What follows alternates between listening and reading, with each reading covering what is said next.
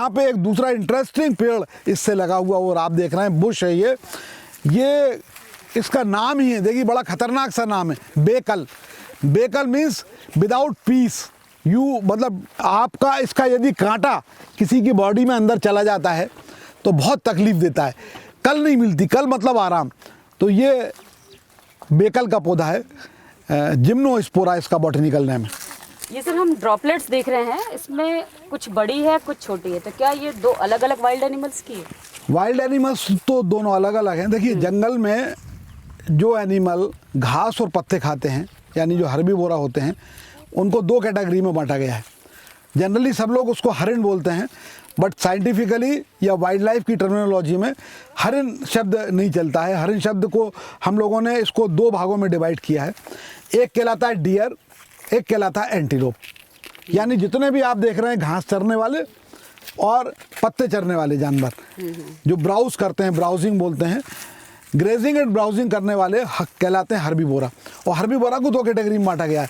थोड़ा इंटरेस्टिंग आपको तरीके से पता चलेगा, इसलिए ये कैटेगराइज कर रहा हूँ मैं। एक जो आपको डियर बताया, उसके सींग आते हैं, हर साल आते हैं सींग, हर साल गिर जाते हैं। ऐसे जानवर होते हैं बारहसिंगा, ऐसा जानवर होता है चीतल, जिसके सींग हर साल गिर जाते हैं। इसलिए गिरते हैं उनके कि उनका अपना हरम होता है, यानी मेल कम होते हैं, 3-4 मेल होते हैं, 8-10 फीमेल होती हैं। फीमेल के हरम पे कब्जा बनाए रखने के लिए जो मेल होते हैं वो आपस में लड़ाई करते हैं। लड़ाई करने के लिए उनके पास कुछ इंस्ट्रूमेंट होना चाहिए, अपने सींगों से वो लड़ाई करते हैं।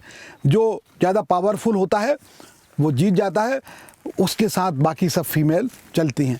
एक्चुअली ये थ्योरी ऑफ नेचुरल सिलेक्शन है कि जो स्ट्रॉन्गेस्ट होगा, जो सबसे ज़्यादा स्ट्रांग होगा, सर्वाइवल ऑफ द फिटेस्ट, उसकी जो प्रोजेनी आएगी, उसके जो बच्चे आएंगे वो अच्छे मजबूत आएंगे, स्वस्थ आएंगे। तो वाइल्ड एनिमल्स में ये घटना चलती रहती है कि जो स्ट्रॉन्गेस्ट है बच्चे उसी के पैदा हों, जो कमज़ोर है वो या तो अपने आप को स्ट्रॉन्ग बनाए या फिर उस सिस्टम से अलग हट जाए, बाहर हो जाए। तो मैं बात कर रहा था आपको तो डियर और एंटीलोप। डियर मैंने आपको बता दी है, बारहसिंगा डियर है, सांभर डियर है, चीतल डियर है। अब मैं आपको बताऊं एंटीलोप पे। एंटीलोप ऐसे जानवर होते हैं हर्बीवोरा जिनके सींग जीवन में एक ही बार आते हैं, फिर कभी नहीं गिरते।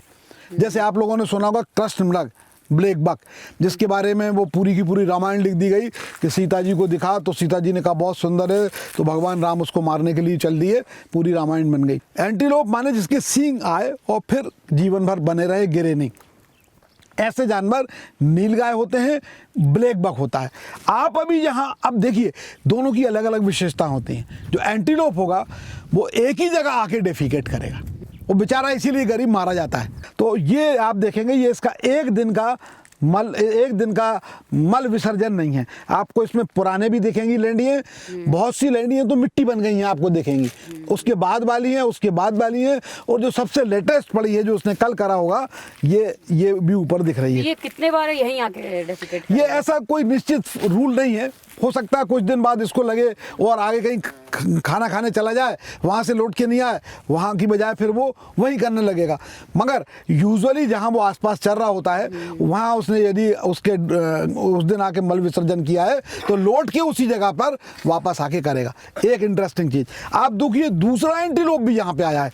देखिए ना केवल एक की बल्कि ये दूसरा एंटीलोप भी यहाँ पर आया है। ये बड़ी वाली आपको नील की दिख रही है और ये छोटी वाली संभवतया ब्लैक बक, छोटा ब्लैक बक है कोई साइज में, उसकी है। आसपास वो नहीं दिख पाएंगे तो उनके इस तरह के सिम्टम दिख पाएंगे। तो आप देखिए जंगल किस तरह से अपने आप में बोल रहा है। आप यदि रात में 4 बजे आए होते तो हो सकता है कि एनिमल यहाँ पे डेफिकेट कर रहा होता। सर ये पेड़ पूरा सूखा है और उसकी ये देख रहे हैं हम, इसकी छाल ऐसी निकल के बाहर गिर रही है और उसमें कुछ फ्रूट्स भी लगे हुए हैं। देखिए जंगल में भी बिल्कुल वैसी क्रियाएं चलती रहती हैं। आप डॉक्टर साहब से पूछेंगे अभी तो आपको बताएंगे ये कि हमारी स्किन भी रोज रिन्यूअल होता रहता है, हमारी स्किन भी रोज गिरती रहती है, निकलते रहते हैं। सेल, करोड़ों सेल हमारे रोज खत्म होते रहते हैं और रोज करोड़ों सेल हमारी बॉडी में नए बनते रहते हैं। बिल्कुल वैसी की वैसी प्रोसीजर पेड़ों में चलती रहती है। उस पेड़ को यदि आप गौर से देखें तो ये अपनी मरी हुई स्किन को बाहर निकाल रहा है, अपने आप को रिजुवेनेट कर रहा है, रिजुवेनाइल हो जाएगा। ये पूरी मरी हुई स्किन गिर जाएगी, नई स्किन आ जाएगी। ये जो है सामान्य भाषा में इस पेड़ का नाम है करिया सेजा गांव में इसको एक दूसरा नाम भी बोलते हैं लेंडिया। इस पेड़ की विशेषता ये होती है, आप इसमें देखिए फ्रूट आ रहे हैं ऊपर, मगर ये फ्रूट से इसका जर्मिनेशन नहीं होता, इसके रूट सकर्स होते हैं, आसपास ये अपने सकर्स छोड़ता है और उससे इनका जन्म होता है। दैट्स ए छोटी टिम्बर भी है ये फ्यूल वुड भी है, और मकान बनाने के लिए खास तौर से गाँव में इसका उपयोग किया जाता है। ट्री दिख रहा है जिसमें कि नए नए कुछ कोपल आए हैं, बीजे भी आई है, और पूरा पेड़ तो सूखा हुआ है, पत्तियां बिल्कुल भी नहीं है, एक भी पत्तियां नहीं है, लेकिन फ्रूट्स दिख रहे हैं छोटे छोटे। तो ये कौन सा पेड़ है? देखिए ये जो पेड़ है, ये पेड़ इकोनॉमिकली हमारे लिए उतना इम्पोर्टेंट नहीं है फॉरेस्ट्री पॉइंट ऑफ व्यू से, मगर ये इकोसिस्टम में इसका एक बहुत बड़ा महत्वपूर्ण योगदान रहता है। आप देख रहे होंगे इसमें फ्रूट्स आ रहे हैं, जब ये फ्रूट पूरी तरह से पक जाएंगे तो इस पर इंसेक्ट्स का मेला शुरू हो जाएगा, तितलियों का मेला शुरू हो जाएगा और बर्ड्स का मेला शुरू हो जाएगा। तो ये इसकी लकड़ी इंपॉर्टेंट नहीं होती। इस पेड़ का बॉटनिकल नेम है लीनिया कोरोमंडलिका। ये कोरोमंडल करके इंडिया में एक जगह है, वहाँ खूब सारे पाए जाते थे मात्रा में। तो जब इसका नॉमेनक्लेचर किया गया तो लीनिया कोरोमंडलिका इसका हो गया। स्थानीय भाषा में इसको गुर्जन बोलते हैं, कुछ लोग मोयन भी बोलते हैं। तो सर जो ये छोटे छोटे, जैसे आपने कहा है कि यहाँ पर बहुत सारी बर्ड्स का मेला लगेगा, तितलियों का मेला लगेगा, तो क्या बहुत मतलब टेस्टी होता है क्या इसका फ्रूट? नहीं, एक्चुअली बर्ड्स जो हैं ऐसे फल खाना पसंद करती हैं जिसमें थोड़ा नट्स हो, थोड़ा पल्प हो। तो नट्स और पल्प इसमें पर्याप्त मात्रा में मिलता है, इसीलिए खाना पसंद करती हैं। ना केवल इसको, बल्कि आपको ये मेला दिखाई देगा फाइकस स्पीसीज को। एक कीस्टोन स्पीसीज कहलाती हैं फॉरेस्ट में, जो फाइकस स्पीसीज हैं, जैसे पीपल है, बरगद है, गूलर है, पाकर है, कटूमर है। ये ऐसी फाइकस स्पीसीज जो हैं ये कहलाती हैं कीस्टोन स्पीसीज। पहले जब मकान बनाए जाते थे, एक पत्थर लगाया जाता था, उसको बोलते थे कीस्टोन। उस पर पूरे मकान का, पूरी दीवार का और पूरी चीज़ों का वजन आया करता था। उसी तरह से जंगल में जो इम्पोर्टेंट स्पीसीज है उसको कीस्टोन कहा जाता है। बड़ा इंटरेस्टिंग फीचर है फाइकस स्पीसीज के बारे में, यानी बरगद, पीपल, गूलर, अंजीर, इनके बारे में, कि इनका जो पोलिनेशन है एक पर्टिकुलर वास्प करता है, एक पर्टिकुलर कीड़ा करता है। यदि वो कीड़ा नहीं होगा उस जंगल में, वो कीड़ा नहीं होगा उस हार्टिकल्चर के स्पेस में, तो उसमें कभी फ्रूटिंग ही नहीं आएगी। दूसरी बात, यदि वो पेड़ खत्म हो जाएंगे तो वो वास्प भी खत्म हो जाएगा। यानी इंटरडिपेंडेंसी उन दोनों की है। तो यदि उन पेड़ों को जिंदा रखना है तो हमको उस वास्प को जिंदा रखना पड़ेगा, और यदि उस वास्प को जिंदा रखना है तो उन पेड़ों को जिंदा रखना पड़ेगा। जंगल एक बहुत बड़ा काम जो कर रहे हैं, वो जितने हार्मफुल वायरसेस हैं, जितने हार्मफुल इंसेक्ट्स हैं, यदि आप इन जंगलों को काट देंगे तो सबसे बुरा इम्पैक्ट ये आएगा कि जो इसमें वायरसेस रुके हुए हैं, जो अभी तक बाहर नहीं आए हैं, वो निकल के सोसाइटी में जाएंगे, वो निकल के पॉपुलेशन में जाएंगे। आप देख रहे हैं कि एक छोटा सा वायरस आके हमारी ज़िंदगी को पूरी तरह से बर्बाद किए हुए है। तो जंगल में जो हज़ारों लाखों वायरस रह रहे होंगे, यदि जंगल ख़त्म हो गए, ये रिपोजिटरी है उनकी, यहीं मरते हैं, यहीं जिंदा रहते हैं, यहीं ख़त्म होते रहते हैं, यहीं म्यूटेशन करते रहते हैं, उनको बाहर निकल के पॉपुलेशन में नहीं आते। मगर यदि जंगल ख़त्म हो गए तो ये पूरे के पूरे निकल के बाहर आ जाएंगे, और फिर आप इससे सोच सकते हैं कि कितना बड़ा हैवोक होगा। तो जंगल का कंजर्वेशन सिर्फ इसलिए नहीं होना चाहिए कि वो जंगल है और उससे बेनिफिट मिल रहा है। एक तरह से जंगल हमारा इनडायरेक्ट बहुत बड़ा जीवन की रक्षा कर रहा है हमारी। जलवायु के हिसाब से पेड़ रहते हैं सब जगह। जी हाँ। तो अलग अलग जंगल हैं, जैसे अमेज़न के जंगल हैं, हाँ। अफ्रीका के जंगल हैं। हाँ। तो वहाँ तो ये वाले पेड़ जो आप यहाँ बता रहे हैं, हाँ। वो नहीं होंगे। हाँ, हाँ। तो ये जो चीज़ आपने बताया, इसके बिना ये नहीं होगा, तो वहाँ इसका रेप्लिकेंट दूसरी चीज़ कुछ रहती है। वो बिल्कुल, देखिए आप इसको ऐसा समझने की कोशिश करिए। फॉरेस्ट कई तरह के होते हैं। हम जिसमें खड़े हैं ये कहलाएगा ड्राई डेसिडुअस फॉरेस्ट, यानी हर साल पत्ते गिरते हैं, हर साल नए आ जाते हैं। कुछ होते हैं रेन फॉरेस्ट, पत्ता गिरता ही नहीं है, 4 पत्ते गिरते हैं, 40 पत्ते आ जाते हैं रेन फॉरेस्ट में। जैसे अमेज़न की बात कर रहे हैं आप, तो वहाँ पे क्या है कि वहाँ आप जैसे जैसे भूमध्य रेखा से, सेंटर ऑफ द अर्थ से दूर हटते जाएंगे, वैसे वैसे वेजिटेशन डिफरेंट तरीके का मिलता जाएगा, डिफरेंट तरीके का होता चला जाएगा। तो एक्चुअली क्लाइमेट पे डिपेंड करता है, टेम्परेचर पे डिपेंड करता है। जैसे आप देखिए अभी तितली नहीं दिख रही, तितली का दिखने का आइडियल स्टेज होता है कि 20 डिग्री सेंटीग्रेड तक टेम्परेचर हो। 60 डिग्री सेंटीग्रेड से 20 डिग्री टेम्परेचर में तितली सबसे अच्छा सर्वाइव करती है। तितली की लाइफ साइकिल ही 2 महीने होती है, 2 महीने से ज़्यादा, 3 महीने, 2 महीने, 3 महीने तितली जिंदा रहती है। उसी में वो एक बन जाती है, उसी में लार्वा बन जाती है, उसी में प्यूपा बन जाती है, उसी में एडल्ट बन जाती है और ख़त्म भी हो जाती है उसकी लाइफ साइकिल। और तितली का बड़ा योगदान है कि तितली क्यों बनाई ईश्वर ने, दो कारणों से बनाई। एक तो पॉलिनेशन करने के लिए। देखिए जंगल नहीं होगा तो पॉलिनेशन नहीं हो पाएगा, क्योंकि अधिकांश कीड़े जंगल में रह रहे हैं। तो पॉलिनेशन के लिए कीड़े चाहिए, बर्ड्स चाहिए और तितली चाहिए। ये तीन चीज़ें पॉलिनेशन के लिए इंपॉर्टेंट है। तो एक तो पॉलिनेशन के लिए बनाई, और उसकी जो ब्राइटनेस है, कलरफुलनेस इसलिए बनाई कि उनकी लाइफ स्पान बहुत छोटा है, 2 महीने है, मर जाएंगी तो कोई बड़ा योगदान नहीं होगा। तो वो 2 महीने के अंदर अंदर बाकी बर्ड्स को दिख जाती हैं और कलरफुल होने के कारण बर्ड्स का भोजन बन जाती हैं। तो बर्ड्स का भोजन भी बन गया और दूसरा काम ये भी हो गया कि उनने पॉलिनेशन भी कर दिया। तो आप जहाँ जिस जगह खड़े हुए हैं ये ड्राई डेसिडुअस फॉरेस्ट है, ट्रॉपिकल फॉरेस्ट है। ये बर्ड्स भी आप देखिए, कुछ बर्ड्स चहचहा रही हैं थोड़ी सी। ये बर्ड्स जो माइग्रेटरी बर्ड्स थी वो जा चुकी। यहाँ भी आती हैं माइग्रेटरी बर्ड्स जो 4000 किलोमीटर 5000 किलोमीटर की फ़्लाइट लेके, एक एक बर्ड 2000 किलोमीटर लगातार फ्लाइट लेती है। हिमालय के फुटहिल से आएगी, यहाँ पे अपना टाइम बिताएगी, सर्दियाँ, और फिर जैसे ही यहाँ वहाँ पे बर्फ़ पिघलने लगेगी हिमालय में तो वो वापस चली जाएगी। उसमें से सबसे अच्छा एग्जाम्पल है, एक खंजन करके पक्षी होता है, बहुत बढ़िया उसकी आईब्रोज होती हैं, ऐसा लगता है कि अभी ब्यूटी पार्लर से निकल के चला आ रहा है। तो सर इस जंगल में कौन कौन से बर्ड्स हमें देखने को मिलते हैं? देखिए वो मैना, कॉमन मैना आपको अभी वो बजा कर बैठ गई। रेड वेंटेड मैना नहीं है, that is the red vented bulbul, वो ऊपर चली गई है। तो यहाँ पे आपको और भी छोटी छोटी और छोटी जो है वो भी वेबलर है, एक्चुअली वो भी जंगल वेबलर्स हैं। तो हमको वेबलर मिल जाएंगे, मैना मिल जाएगी, पैराकीट मिल जाएंगे। यहाँ पे 3 तरह के पैराकीट यहाँ पे आपको मिल जाएंगे। एक प्लम हेडेड पैराकीट जिसको टुइया कहते हैं, दूसरा रोज रिंग पैराकीट जिसके गले में कंठी होती है लाल रंग की, और तीसरा पैराकीट होता है अलेक्जेंडर पैराकीट। बहुत बढ़िया बोलता है, इतना अच्छा बोलता है कि जब सिकंदर यहाँ पे हिंदुस्तान में आया तो कम से कम 1 लाख पकड़वाया उसने और यूनान ले गया उनको गिफ्ट करने के लिए। तो उसी के नाम पे उस पैराकीट का नाम है अलेक्जेंडर पैराकीट। अच्छा बड़ा इंडिया का बड़ा पैराकीट जो होते हैं उनमें से एक है वो। तो सर यहाँ हमें मध्य प्रदेश का जो अपना पक्षी है, हाँ, पैराडाइज फ्लाई कैचर, क्या वो भी हमें यहाँ देखने को मिल जाता है? बिल्कुल, यहाँ पे पैराडाइज फ्लाई कैचर, बल्कि आपके महुआ हाउस में भी पैराडाइज फ्लाई कैचर। एक्चुअली वो बहुत जल्दी मूवमेंट करता है, उसके मूवमेंट बहुत फास्ट होते हैं। मध्य प्रदेश का स्टेट बर्ड है एक, दूधराज बोलते हैं हिंदी में, प्योर वाइट होता है। वो भी मेल होता है ना सर, वाइट वाला? मेल वाइट होता है, सिर काला होता है। देखिए ये भी बड़ा इंटरेस्टिंग है। हमारे यहाँ एज ए ह्यूमन बीइंग लड़कियाँ सुंदर होती हैं, आदमी बदसूरत होता है। बदसूरत तो नहीं कहना चाहिए, मगर खूबसूरत नहीं होता। एनिमल जितना सुंदर होगा मेल, फीमेल नहीं होगी। कारण सीधा सा नेचर ने उसको दिया है कि एनिमल को अपने बच्चों को सर्वाइव करना है, बच्चों को पैदा करके पालना है। यदि वो सुंदर होगी तो दूसरे जो शिकारी हैं वो उसको आसानी से देख लेंगे। तो उसका कलर भी डल होगा, कैमोफ्लेज होगा, ताकि मिट्टी के रंग से, पेड़ पौधों के रंग से मिल जाए। इसीलिए आप हमेशा देखेंगे जंगल में, जिन लोगों ने लॉयन देखा हो, कि लॉयनेस खूबसूरत नहीं होती, लायन खूबसूरत होता है। जो बाल होते हैं वो लायन के होते हैं, मेल के, लायनेस के नहीं होते। और शिकार भी फैमिली के लिए मोर और मोरनी में तो अच्छा चलिए, अब आपने मोर मोरनी, इस जंगल में मोर मोरनी भी है ना।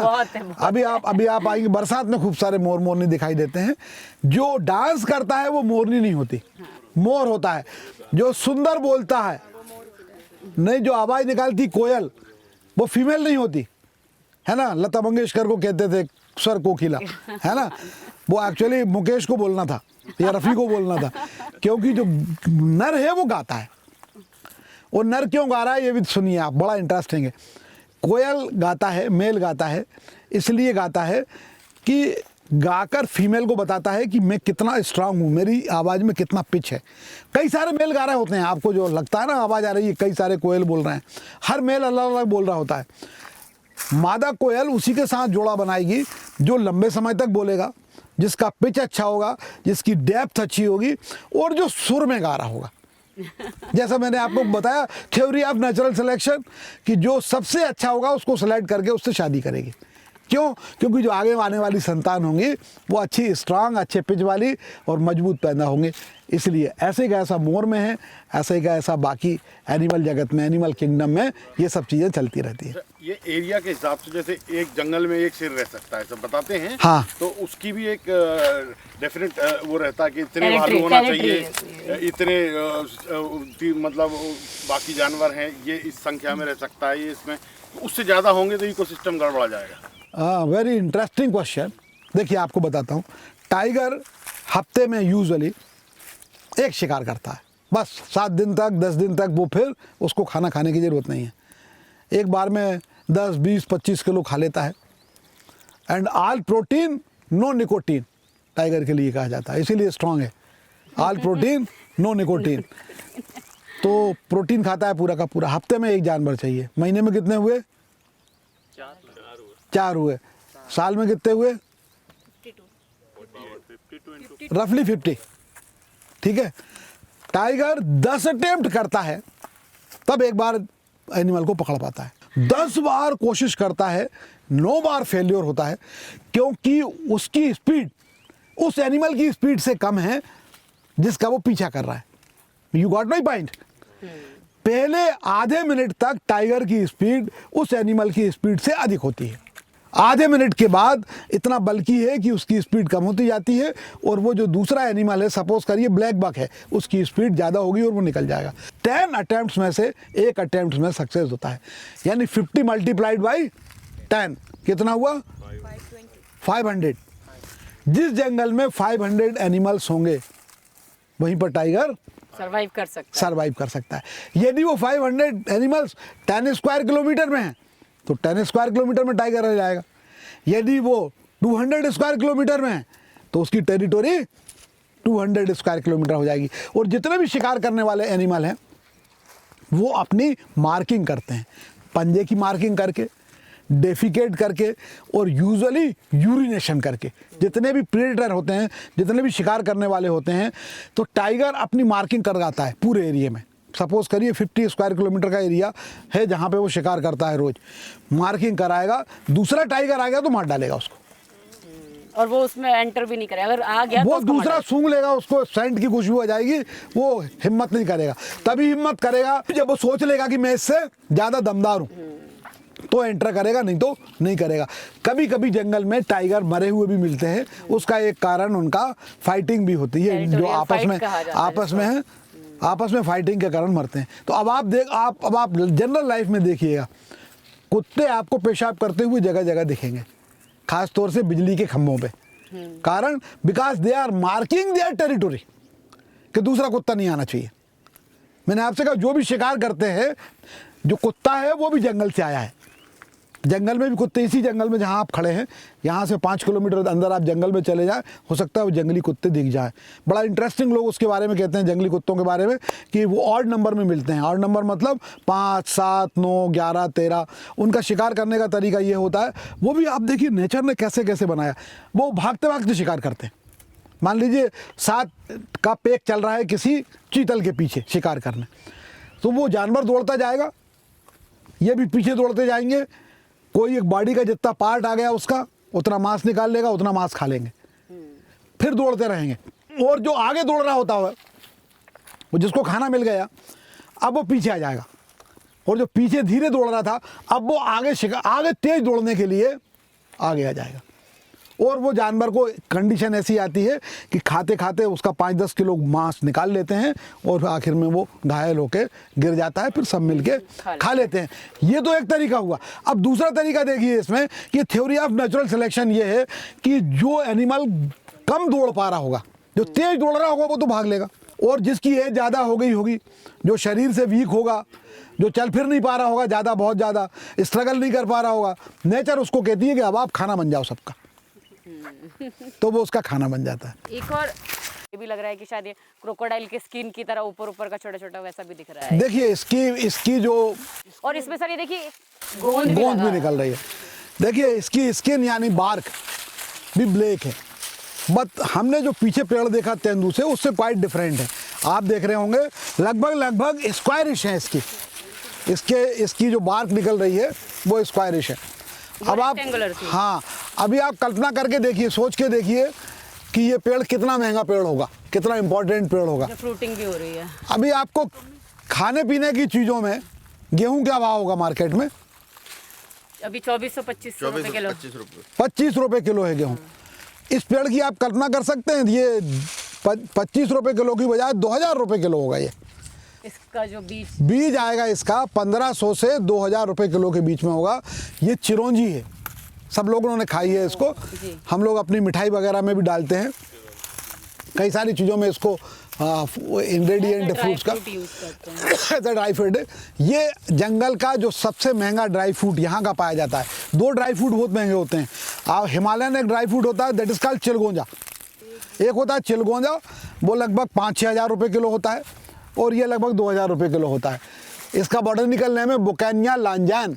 ये इसका सीड कोट जो है पकने पे बहुत हार्ड हो जाता है, बहुत ही मुश्किल से इसका नेचुरल रीजनरेशन होता है। 2-3 साल पड़ा रहता है ज़मीन पे, जब इसका सीड कोट सड़ जाता है तब इसका नेचुरल रीजनरेशन शुरू होता है। बहुत मुश्किल होगा ना, इतना छोटा छोटा है, फिर वो गिरेगा, फिर हम उसे उठाएंगे। हमारे यहाँ सागर है जिला, वहाँ बरसों से इसकी प्योर इसी की मिठाई बनाई जाती है, ऐसा कहा जाता है। और जो लोग इसकी मिठाई खाने में इंटरेस्टेड रहते हैं तो सागर से गुजरते हैं तो वो मिठाई लेते हुए जाते हैं या दूसरे लोगों को गिफ्ट करते हैं। इसमें सर ये गोंद जो है ये हाँ, ये सर इसमें गोंद भी निकल रहा है। देखिए लगभग हर पेड़ में गोंद निकलता है, किसी में कम निकलता है, किसी में ज़्यादा निकलता है। अचार की गोंद भी निकलती है। हम अभी ऐसे पेड़ के पास चलेंगे जिसकी गोंद सबकी माताओं ने खाई होगी। ऐसे पेड़ के पास चलेंगे, जब चलेंगे आपको तो बताएंगे, वो इंटरेस्टिंग पेड़ है, वो आगे जाके मिलेगा कहीं।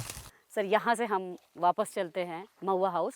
तो हम अब यहाँ तक जो आए हैं, यहाँ तक आपने हमें बहुत सारी जंगल के बारे में जानकारी दी कि ये कितना बड़ा इंटरप्रिटेशन सेंटर है। देखिए, जंगल को यदि आपको पढ़ना आता हो, जंगल को सुनना आता हो, जंगल को समझना आता हो, तो जंगल भी वैसा ही है जैसा एक फिल्म होती है, जैसी एक किताब होती है। जंगल में ध्वनियाँ जो आपको सामान्यतः सुनाई नहीं देती, वो सुनाई देंगी आपको। जंगल की जो आवाज़ है, जंगल का जो इकोसिस्टम है, जंगल का भी अपने आप में रहन सहन का एक तरीका है, वो हमको इसी तरह समझ में आता है। नेचर ट्रेल वास्तव में हमको प्रकृति के नज़दीक लाने का एक छोटा सा उपाय है, जिसमें हम अपना जीवन का छोटा सा, एक दिन का छोटा सा हिस्सा, लगभग 1-1.5 घंटा प्रकृति के साथ बिताते हैं। अभी आपने जो देखा, ये लगभग हम लोग 1.5 किलोमीटर पैदल चलते हुए आए। इसी बीच में आपने देखा कि आपको नीलगाय देखने को मिल गई, उसी में आपको ब्लैक बक देखने को मिल गया, उसी में आपने कुछ चिड़ियाँ देखी, उसी में कुछ पेड़ देखे, उसी में कुछ मेडिसिनल प्लांट्स देखे, उसी में दीमक देखा, उसी में भालू के पगमार्क्स देखे। तो ये जो जंगल को इस तरह से इंटरप्रेट किया, ये नेचर ट्रेल लगभग 3 किलोमीटर की बनाई जाती है। किसी भी पेड़ का कितना महत्व है या किसी वस्तु का कितना महत्व है या जीवन में कितना उपयोगी है, इस बात से पता चलता है कि उसके कितने नाम हैं। पलाश के आपको नाम मिलेंगे, ग्रामीण भाषा में इसको खाकर कहते हैं, खकरा कहते हैं, टेसू कहते हैं, ढाक कहते हैं, और जो सामान्य हिंदी की भाषा है उसमें पलाश कहते हैं।